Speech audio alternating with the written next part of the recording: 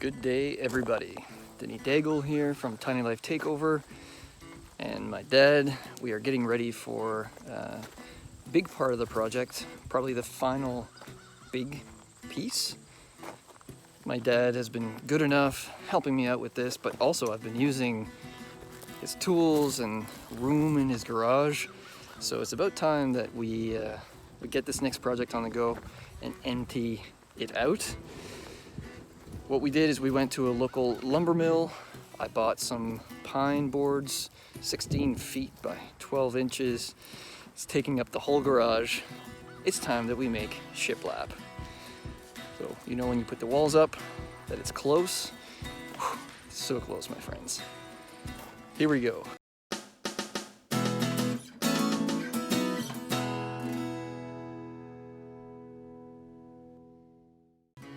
So this is what we've got to work with, and this is what is filling my dad's garage.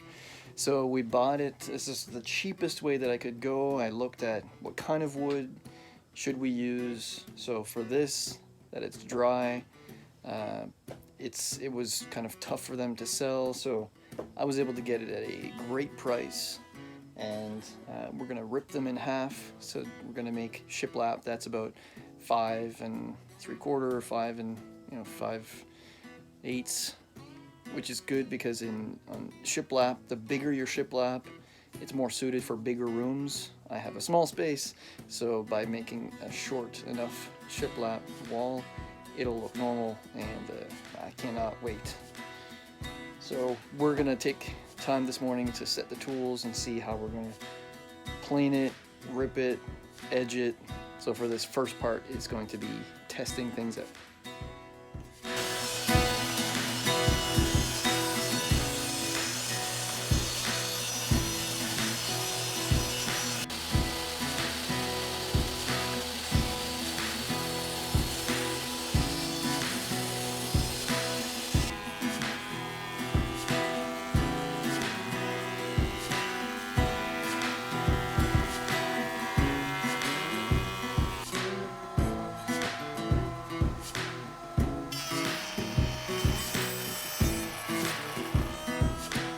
Ça fait la job, ça? Ça fait la job. So on va faire l'autre bord à cette heure. So this is what we're trying to do. This is the classic shiplap. It's gonna look beautiful. Ah, Papa. 1/8, yes. Well, all right. So we have tested. We've got it to this point. We see where the weaknesses are and what we're happy with. So now it's just to determine how we're going to do this factory. It's a discussion between my dad and I, but I think we have a game plan. So this is going to be a long process. I won't make you suffer through it all, but at least got a game plan. One quick thing I wanted to add, I've been talking to one fellow tiny house builder, and she told me that she measured everything in her tiny house to be a box, 2x4 timber frame, but of course when you buy it, it's actually 1.5 inches by 3.5 inches. So the measurements were off, but it just goes to show there's so much to learn. Easy mistake to fix. You just buy more lumber and things will be off slightly, but it's what it's all about. I've done those mistakes too, and we all learn from them. So the moral of the story is whenever you're dealing with lumber, measure it, because even this boxwood that we purchased from a mill, some of them are 12 inches, some of them are 12 inches and a quarter, some of them are a bit more. So with any lumber that you purchase, don't assume that it's exactly the same unless it's store-bought, and then it's 1.5 inches by 3.5 inches or whatever. So that's pretty standard. So just be aware of those special features.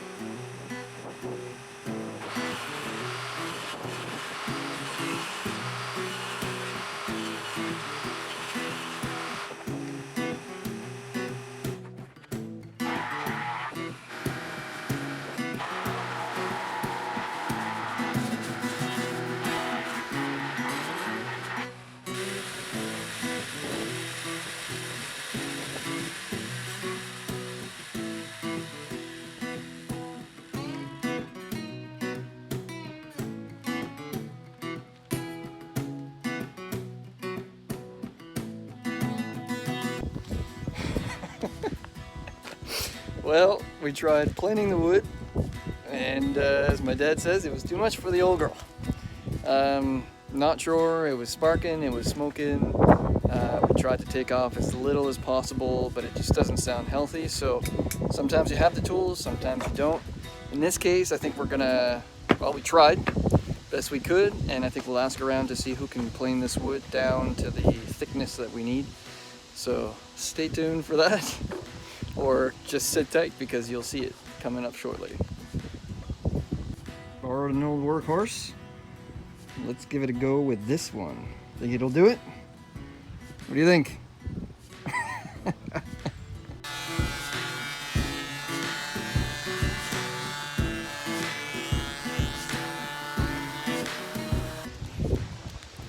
Like my glasses? So it feels like a snowstorm, but she's working. Let's keep her going. Yes, sir.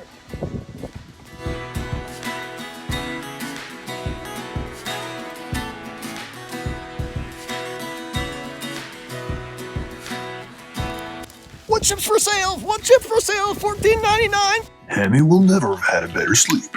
Oh yeah. But in all seriousness, this stuff is valuable to somebody, and I think what I'm going to do is I'll see if I can't donate it to local animal shelter. I know that they use a lot of this stuff. So let's see if we can help somebody out with this.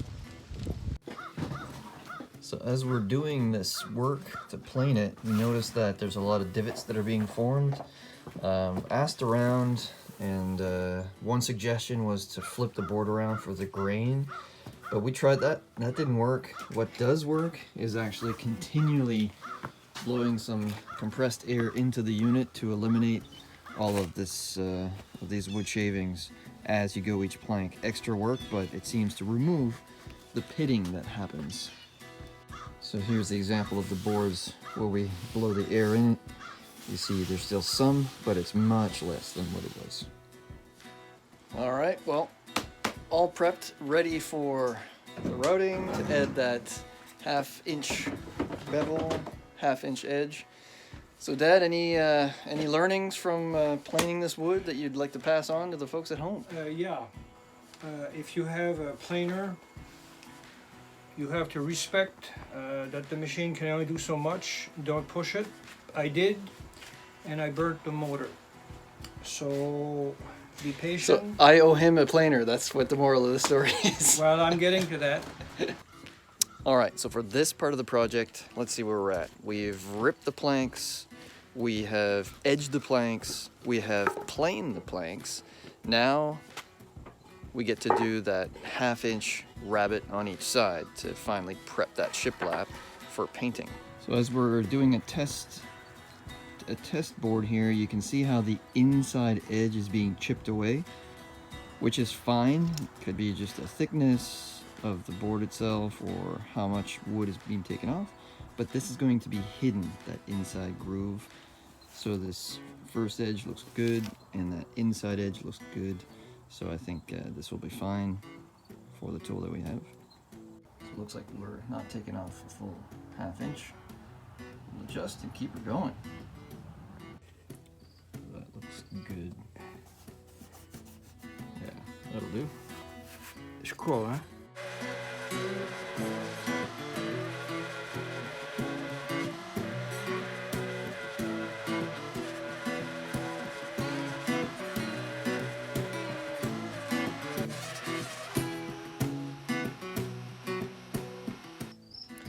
So here we are, 4 hours later. We have one side rabbited.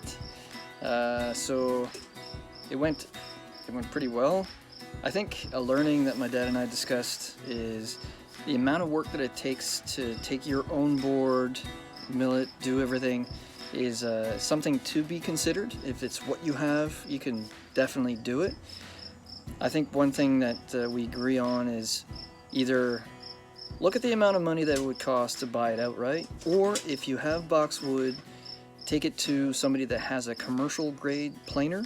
Some of them can actually make the molding on the side so that that is also routed as it's planed. So if I was to do this again, I would just take it from the lumberyard straight to somebody that has a commercial planer and I think it's about $60 an hour to run it. So, but definitely this gives me the perspective of using a tool.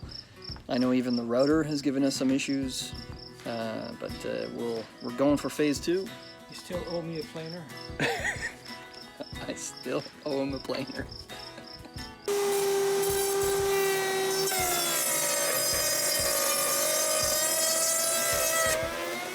Oh, dead soldier. Well, made it through a bunch. It's getting there, folks. Little maintenance break. But we're done.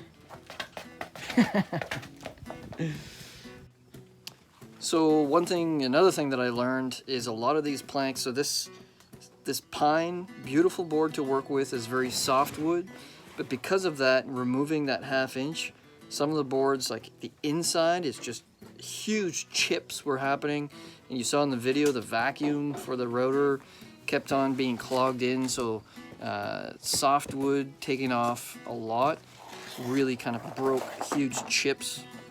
So I don't know, for the future would be, it's easier if it's hardwood for larger, for like a 1/2 inch removal.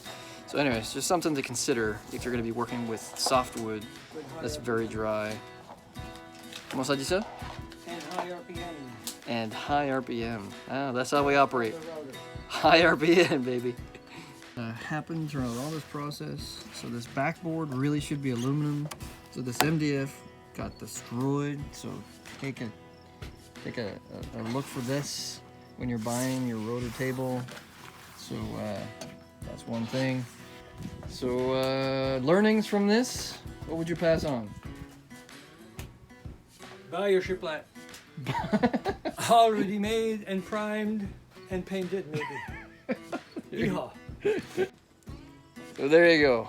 Buy your Shiplap, he says, but if you have to make it, it's doable, but you're gonna pay for it in tools that break down and time. But yours will have memories. yeah, this one was it'll be rustic. It'll have good memories. Yes, exactly. So all right, well there you have it. So from my dad and I at Tiny Life Takeover, this is Shiplap fabrication. Done. Done. Till the next time, God bless.